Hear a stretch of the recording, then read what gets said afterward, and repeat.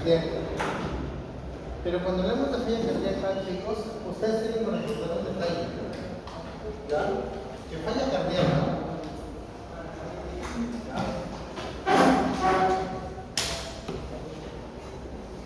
¿Ya? Que falla cardíaca, muchachos, es un síndrome. ¿Correcto? Es decir, es un conjunto de signos y síntomas. Falla cardíaca, para yo establecer el diagnóstico de falla cardíaca, solo necesito ¿qué cosa? A los criterios de Framingham. No necesitamos otra cosa. Con eso yo hago el diagnóstico. Hay que recordar que hay criterios mayores y hay criterios menores. Correcto. ¿Cuáles son criterios mayores de Framingham?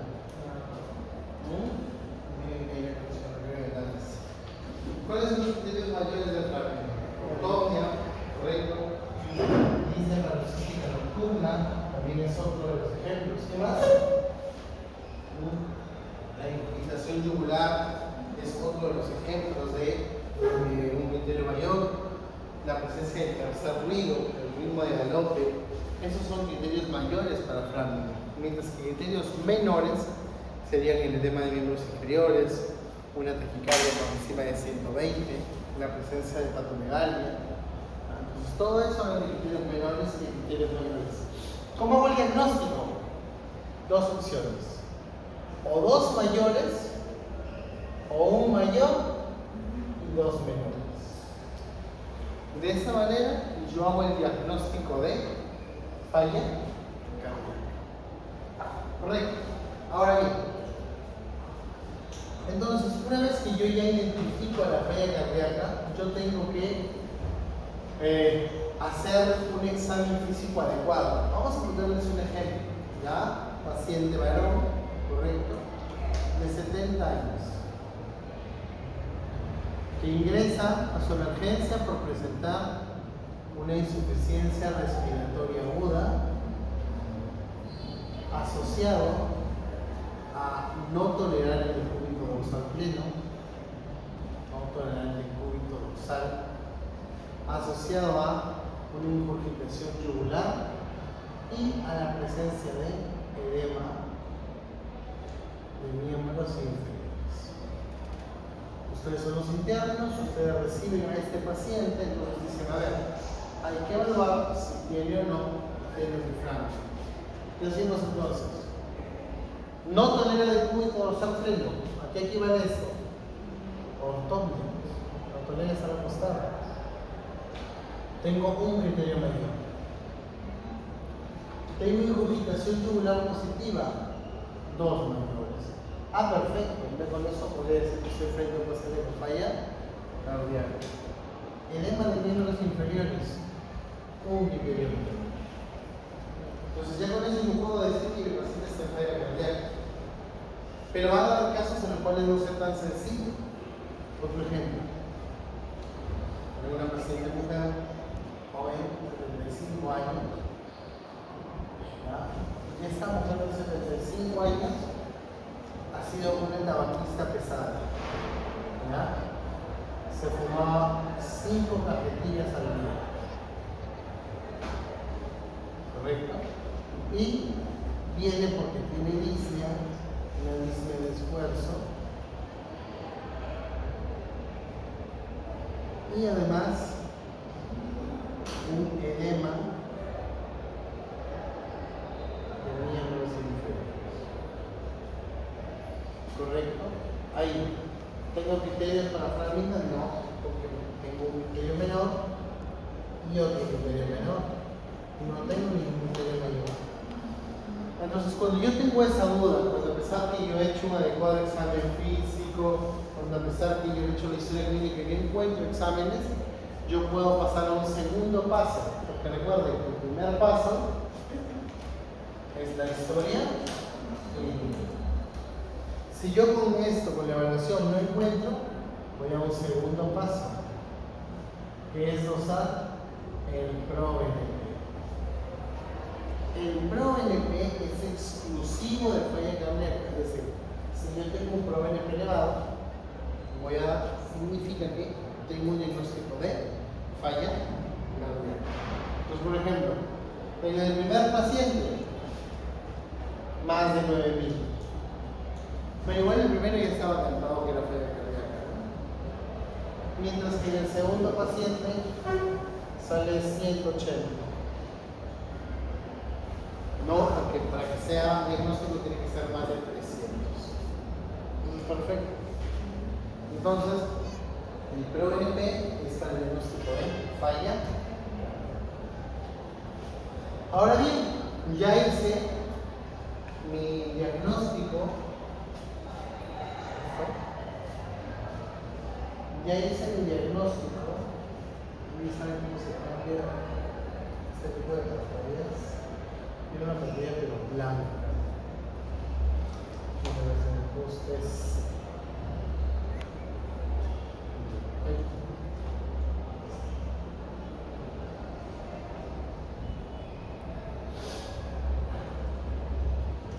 Ahora bien, entonces, reiteramos.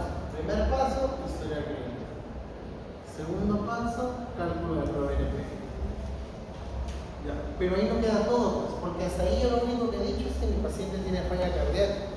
Y eso, es un diagnóstico sindrómico. Yo tengo que ver la etiología, filiarla. Y entonces, para determinar la etiología de esa falla cardíaca, ¿qué voy a hacer? Una ecografía o ecocardiograma. Y entonces el ecocardiograma, ¿qué me va a permitir? Dos cosas. Primero, ver si hay o no hay alguna anomalía estructural.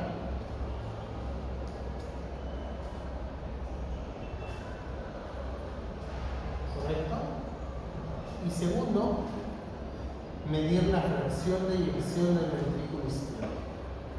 Que eso es fundamental.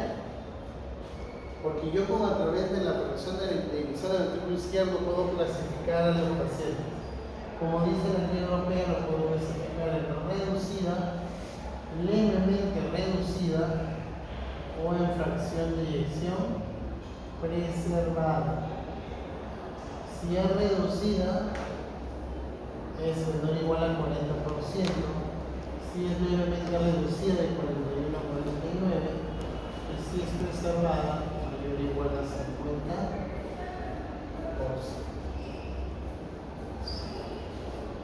¿Ya? Entonces ahí está.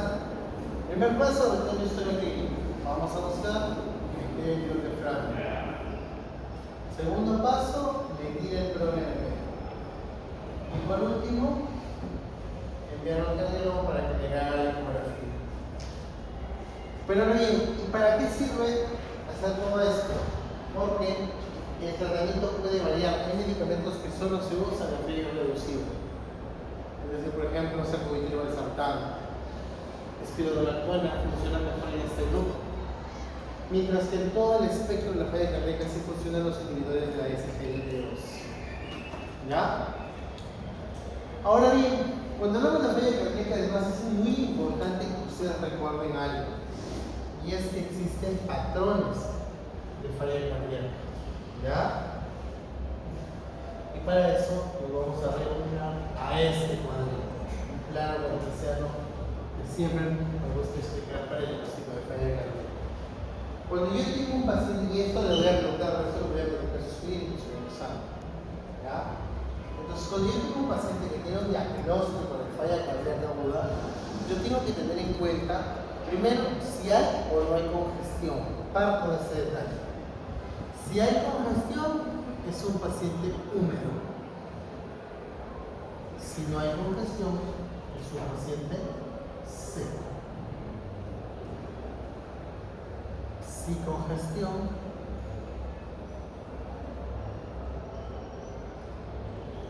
no congestión. ¿Correcto? O yo puedo tener también un patrón caliente, frío. ¿De qué va a depender en eso? Frío implica que no hay perfusión adecuada y acá que sí hay perfusión adecuada. Entonces, si no hay perfusión adecuada, ¿qué es lo que yo voy a encontrar al examen físico? Primero, un llenado capilar mayor a 2 segundos. Recuerden que el llenado capilar se presiona el dedo más largo, correcto, y lo tienen ahí por 10 segundos y luego lo sueltan y en cuánto tiempo demora en llenar. Llenado capilar 1. ¿Qué más? Si tiene frialdad distal.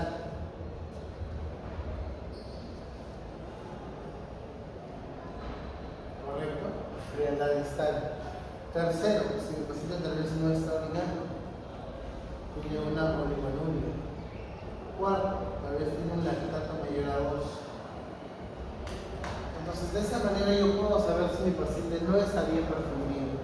Obviamente, si está bien perfundido, sobre lo contrario lo que escrito ahí. Entonces, yo sí ya tengo la combinación, pues, patrón seco caliente es el patrón tipo A. Patrón húmedo caliente es el tipo B. Patrón húmedo frío, frío húmedo, tipo C. Tipo C.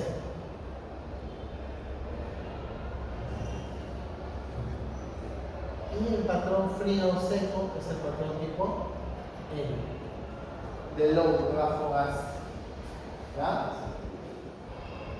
Entonces, ¿cuál es el más común de todos? El húmedo caliente. Es decir, ese paciente que llega con edema de pulmón, ese paciente que llega con edema de miembros superiores, ese paciente que llega con ortogne, con infiltración yugular, esos son síntomas de congestión. Entonces, si yo tengo un paciente que está congestivo, ¿qué le voy a dar?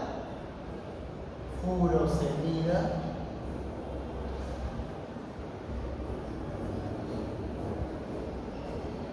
Endovenosa. El tratamiento es que el paciente elimine ese líquido en exceso.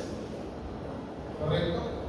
Mientras que si yo tengo un patrón húmedo-frío, yo además de darle furosemida, porque evidentemente mi paciente está congestionado, le tengo que dar un inotrópico. ¿Por qué? Porque ¿qué significa que el paciente sea frío? Que su corazón no bombea de forma adecuada, le falta fuerza. Y como le falta fuerza, yo le voy a dar el inotrópico. El patrón L, el problema de la congestión, acá abajo solamente es la contracción. Por lo tanto, también le puedo dar un inotrópico. Pero en estos inotrópicos, sobre todo en el tipo L, yo utilizo inotrópicos de reserva. Acá, por ejemplo, el más usado en este patrón es dobutamina, porque es de acción corta. Pero acá yo busco inotrópicos de acción larga. ¿Como cuál? Como levo y cimetona. Doctor, ¿y el A? ¿Por qué no ha comenzado con el A? Lo que pasa es que el A es a ese paciente que tú ya tienes compensado. Es el paciente que tú ya no puedes mandar a su casa con una terapia cuádruple. ¿Cuál es el tratamiento de la terapia cuádruple de la falla cardíaca?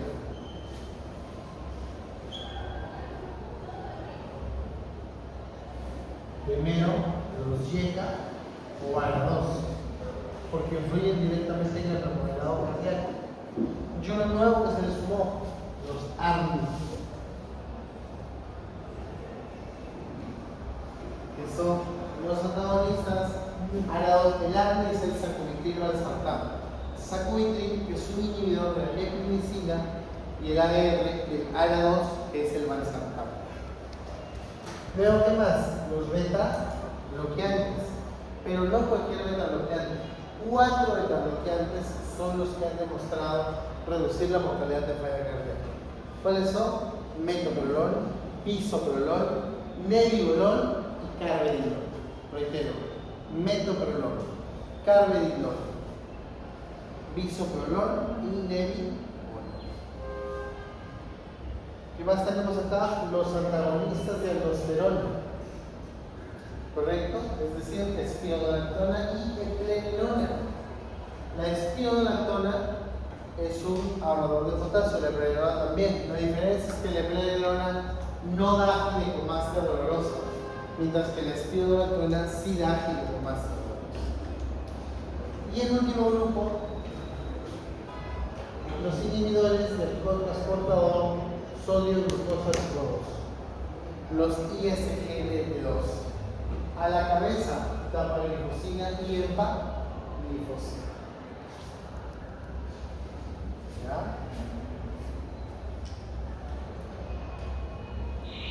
Perfecto. ¿Bien? ¿Todo claro hasta ahí? Vamos a el tipo de preguntas, porque acá como les reitero siempre yo les digo cómo les voy a preguntar. Entonces, miren, vamos a ponerles dos ejemplos. Paciente varón, 70 años,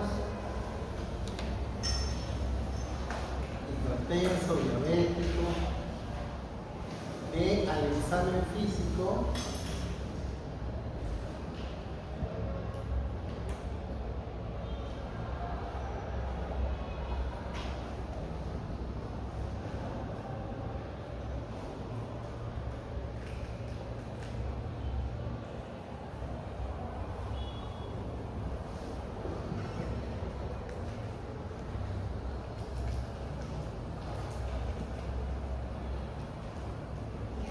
RCA es de los terrenos arrítmicos, ¿ya?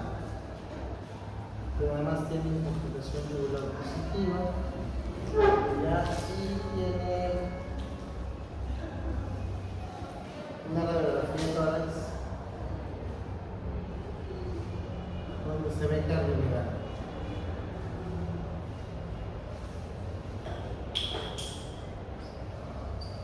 Y luego tiene otro ejemplo acá. Paciente mujer de 80 años de edad.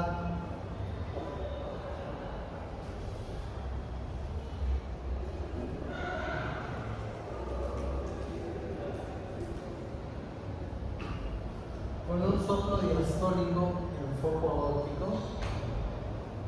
¿Ya? Y que tiene bonito un aparato respiratorio.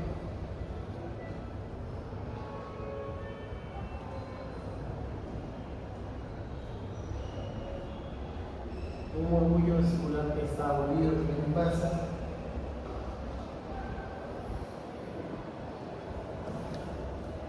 Acá el examen físico le encuentra la presencia de un tercer ruido y un ritmo de galope.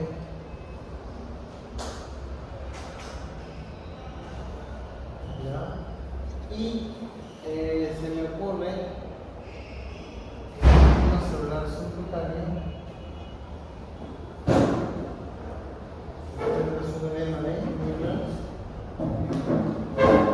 A ver, ¿qué patrón es el primer caso y qué patrón es el segundo caso?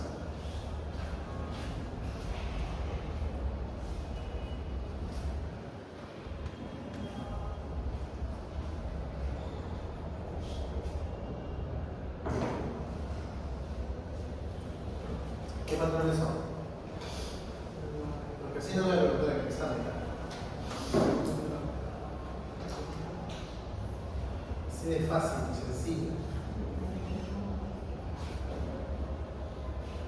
A ver, un minuto, piénsenlo, mientras yo voy a ver cerrando algo.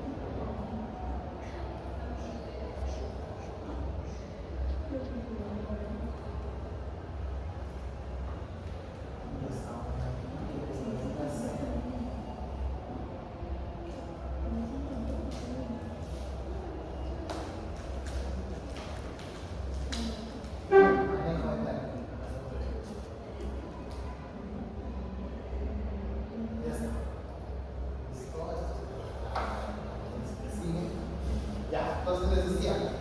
Entonces aquí comenzamos. ¿Qué vamos a ver acá? Primero, murmullo bolido en bases. ¿Qué significa eso? Derrame pleural. Cuando el murmullo vesicular está bolido en bases, significa derrame pleural. Perfecto. Por lo tanto, eso es un criterio menor. Ruidos cardíacos arrítmicos, ingurgitación yugular, otro criterio mayor. Cardiomegalia, otro criterio mayor. Entonces, sabemos que es una falla cardíaca. Vamos a ver el patrón. ¿Correcto? ¿Cuál sería acá el patrón? Congestivo. ¿Y sería frío o sería caliente? Caliente. Entonces sería un patrón tipo B, que es caliente, húmedo. ¿Y cuál sería el tratamiento aquí? Furosemida. Fácil. Correcto. Vamos a ver un ejemplo. Acá.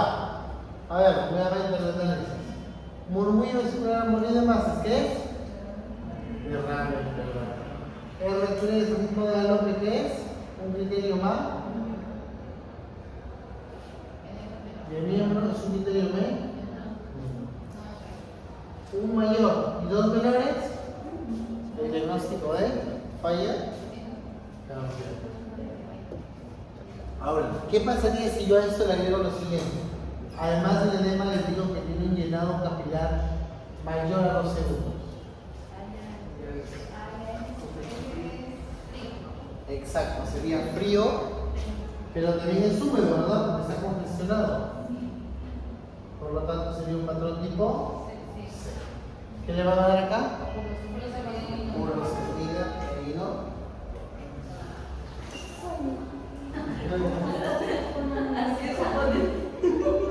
¿Ya? Pero es sencillo, o sea, todo está, primero que identifique si es falla cardíaca o no es falla cardíaca, lo primero. Una vez que lo identificaste, es ver si hay signos de congestión o si hay signos de hipoperfusión. Y con eso defines cuál es el patrón. Una vez que definiste el patrón, le vas a dar el tratamiento. ¿Sí? Fácil, ¿cierto? ¿Alguna pregunta? ¿Alguna pregunta falla? No. Ninguna pregunta. Porque falla no. En realidad, falla es súper sencillo. No hay ningún. Con médicos generales, esto es lo que ustedes tienen que saber de falla cardíaca. Después que la fe, todo eso se lo va a valorar porque se sí. Y ya se los puse también. Ahora bien, vamos a hablar de algo más que también tienen que saber ustedes como médicos generales. Ya hemos hablado de síndrome coronario, hemos hablado de electro, hemos hablado de hipertensión, falla cardíaca y ahora vamos a hablar de taquiarritmias.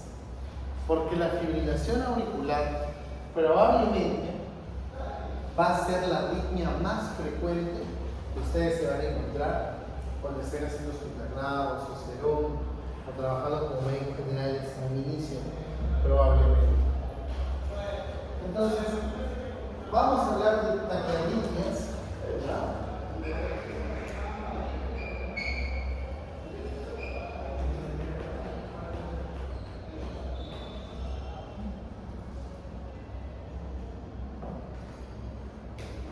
No se preocupen, esta vez ya no va a haber electros, pero necesito que recuerden esta primera imagen para luego hablarles de las dos arritmias. Bueno, de las tres, porque vamos a ver tres, que son de las que les voy a preguntar, y les voy a dar unos tips de TV, solamente para que lo tengan en cuenta. Entonces, cuando hablamos del electrocardiograma normal, chicos, recordemos, hay onda P, ¿verdad? Hay una onda P que precede el QRS, ¿verdad? Es una P que es positiva. Vemos ahí que es un intervalo de ADR regular. Perfecto. ¿Sube el electrocardiograma? No. Pero luego vamos a tener el tema de taquiarritmias. ¿Qué implica eso? Cuando tenemos taquiarritmias. Que yo ahí sí voy a mirar algo, el QRS. Cuando yo estudio taquiarritmias, yo evalúo primero el QRS. Si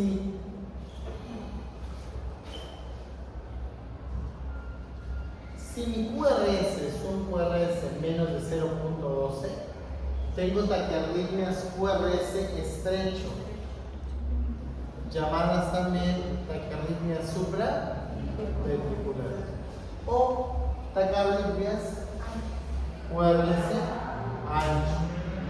Aquí el QRS es mayor o igual a 0.12. ¿Ya? Entonces, taquiarritmias QRS estrecho o taquiarritmias supraventriculares. Taquiarritmias QRS ancho, taquicardias ventriculares. Ahora bien, entonces dentro de las taquis supra yo tengo fibrilación auricular, flaqueo atrial y estas dos que forman parte de la taquicardia paroxística supraventricular, que son las más frecuentes y son las que quiero que se aprendan para el examen. ¿Ya? Perfecto. Entonces, cuando hablamos ya, pues vamos a hablar de fibrilación auricular, que es la primera, más frecuente. Entonces, cuando hablamos de fibrilación auricular, ¿qué tenemos que tener en cuenta? Primero, su origen fisiopatológico. ¿Dónde se origina la fibrilación auricular? En la desembocadura de las venas pulmonares. ¿Ya? Por lo tanto, el foco ectópico de fibrilación auricular está en la aurícula izquierda. Y eso es importante porque cuando vamos a ver el fláter atrial, su origen del fláter está en el mismo cabo tricuspídico, que está en la aurícula derecha. ¿Ya? Entonces, esa es la primera característica diferencial del FA. La segunda es que el intervalo RR es irregular y hay ausencia de onda previa. Miren acá, esta distancia de acá para acá no se va a parecer a este de aquí. Este de aquí no se parece a este de aquí y esto tampoco se parece a este. Entonces va variando. Cuando hay un intervalo RR irregular y además hay ausencia de onda P, estamos frente a fibrilación auricular. Pero como les había mencionado, no es la única que yo quiero que veamos hoy, sino también el fláter atrial. ¿Correcto? En el fláter atrial, yo lo que voy a buscar son estas ondas F mayúsculas y tienen una forma de dientes de serrucho. Miren en cara inferior, es decir, 2, 3 y ABF.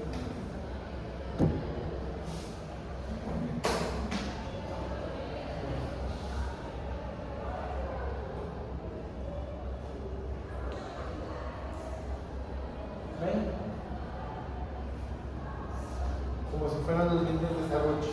Y reitero, el fláter se ve mejor en cara inferior. Por eso es que yo debo buscar las ondas F en 2, 3, ABF, E1 y B, E1 y B2. Ya no se olviden de eso.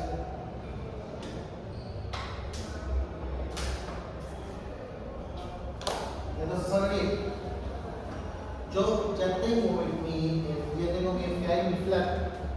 Pero yo tengo que recordar algo de estas dos arritmias, que para el tratamiento yo tengo que evaluar qué cosa, su temporalidad para las dos. Es decir, yo tengo que valorar si este fláter es un fláter o un FA paroxística, es un FA persistente, o es un FA permanente.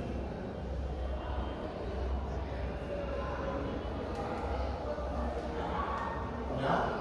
Entonces, eso es lo que yo tengo que valorar, porque en base a eso yo voy a darles un tratamiento a los pacientes. ¿Qué significa que sea paroxística? Que dura menos de 7 días. ¿Qué significa que sea persistente? Obviamente que dura más de 7 días. Que algunos los consideran hasta los 6 meses, otros hasta el año. Y permanente es que dura más de un año, o sea, el paciente vive con su FA. Y entonces el vivir con FA es un problema. ¿Por qué? Porque yo voy a tener que una de las causas para que se produzca fibrilación auricular es la dilatación de la aurícula izquierda.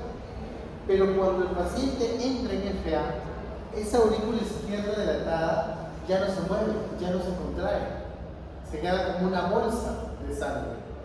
Y dentro de esa bolsa hay una pequeña bolsita más que se llama la orejuela de la aurícula izquierda. Y es ahí donde se forman los trombos. Porque hay que recordar que tanto FA como flutter son arritmias taquicardizantes. Es decir, van a generar taquicardias de alta intensidad, pero además son embolizantes. Es decir, esos coágulos, que por ejemplo, si formaron una orejuela de la aurícula izquierda, van a salir y van a migrar hacia el cerebro. ¿Correcto? Perfecto. Entonces, cuando yo tengo un flutter o una FA paroxística, yo tengo que sí o sí aplicar estrategia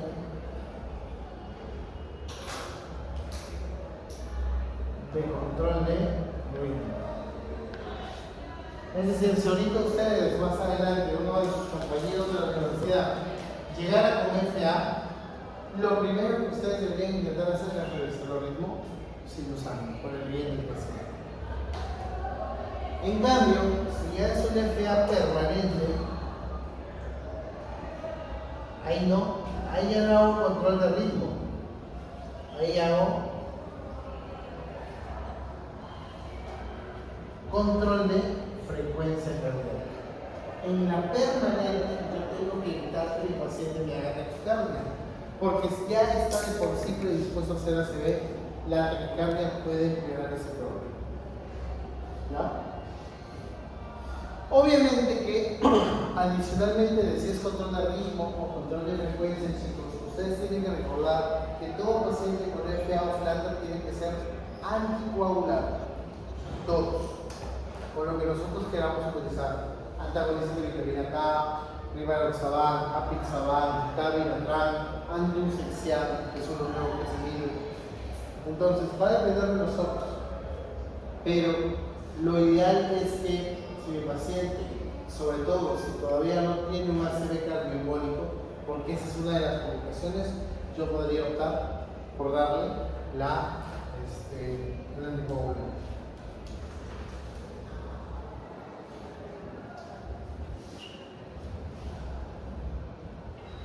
Entonces, bueno, ahí debería ser solo manejo de FA. Entonces, doctor, ¿qué pasa? Me llega una FA en emergencia, soy interno, ¿qué hago? Llamo al médico, pero tú eres el médico. Entonces algo vas a tener que hacer. Al menos puedes ir avanzando tomando una presión arterial media. Porque de esa manera tú te vas a dar cuenta si ese paciente está hemodinámicamente estable. Si yo tengo una presión arterial media mayor a 65, perfecto. Pero no todos los casos van a ser así. En algunas situaciones ustedes van a encontrar pacientes que tienen inestabilidad hemodinámica, es decir, tienen una presión arterial media por debajo de 65. Entonces, ¿qué van a hacer con esos pacientes? Cardioversión eléctrica. Van a coger sus palas y lo van a descargar al paciente. Es por eso que aquí nace otro término, que es cardioversión. Cardioversión no es lo mismo que desfibrilación, por si acaso. ¿Ya? Cuando uno habla de una cardioversión, ustedes tienen que recordar que la cardioversión va asociada a una palabra mágica.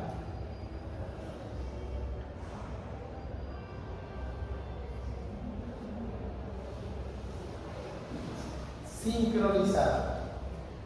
¿Qué significa? Estos dispositivos que nosotros usamos para aplicar la descarga eléctrica tienen unos electrodos que yo debo conectar al paciente, para de tal manera que cuando yo voy a hacer la descarga se realice de la mejor forma. Vamos a ponernos en este ejemplo. Ustedes saben que un FA, por ejemplo, es así, ¿verdad? Viene una QRS, se separa un poquito, se vuelve a juntar, se vuelve a separar y se vuelve a juntar un poquito. Se ve como, así es el FA. Entonces me viene el doctor, es una FA de 150 y que le está generando una presión de 7,4. Cuidado. Su paciente que está haciendo una hipotensión por un problema cardiológico. Entonces, ¿qué vamos a hacer ahí? Cardiovertimos. Le colocan sus electrodos, ¿por qué? Porque la idea de cardioversión es que el estímulo caiga directamente sobre la onda.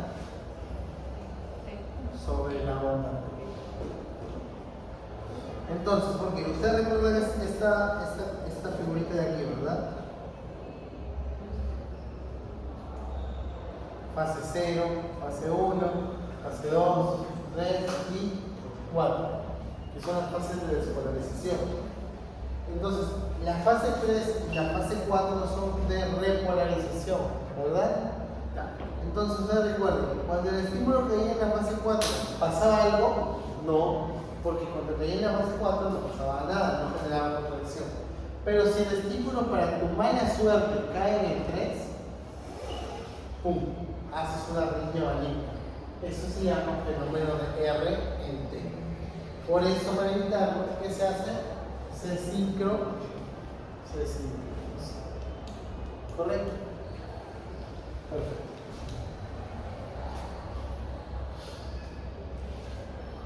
Entonces, yo ya tengo qué es cardioversión. Ahora vamos a hablar del tratamiento médico. ¿Qué hacemos pues, si me viene un paciente? En otros países sí ves si está descompensado por falla cardíaca, que pasa sopladera de tratamiento. Como nosotros no tenemos el tiempo, podemos usar amiodarona. Y ese es el medicamento que más se utiliza, amiodarona. 300 miligramos, cada ampolla viene de 150. ¿Tá? Es en 250 de dextrosa y la infusión igualmente. Acá la infusión va bien se ahora de tal manera que los 250 pasen en un solo día.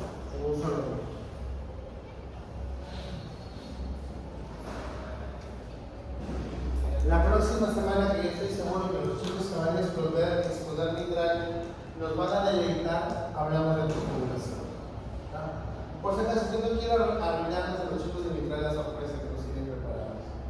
Entonces, por eso, dejamos una programación para la siguiente. ¿Qué pasa? ¿Te puedes arreglar? ¿No confías en tu compañero?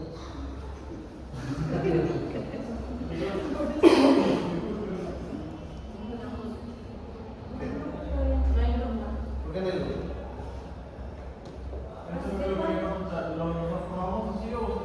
Ya, todas las cosas son 20, ¿no? Sí. ¿Cuántos grupos así? ¿Ya?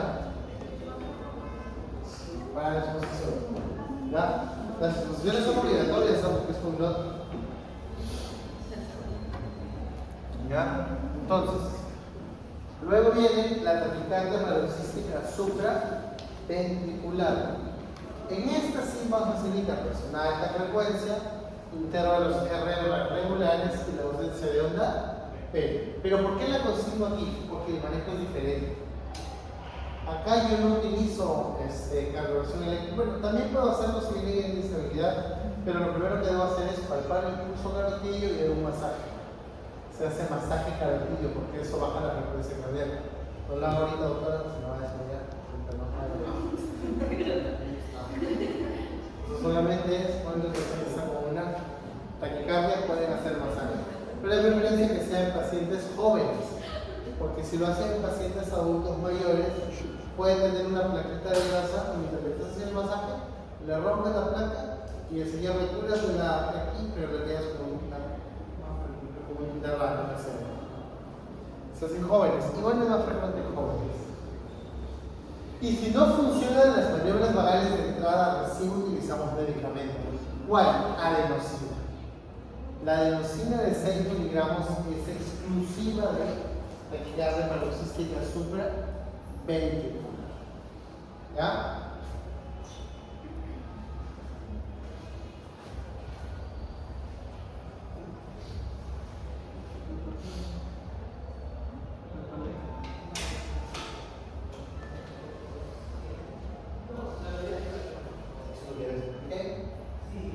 Y ahora esto solamente quiero que ustedes lo sepan reconocer.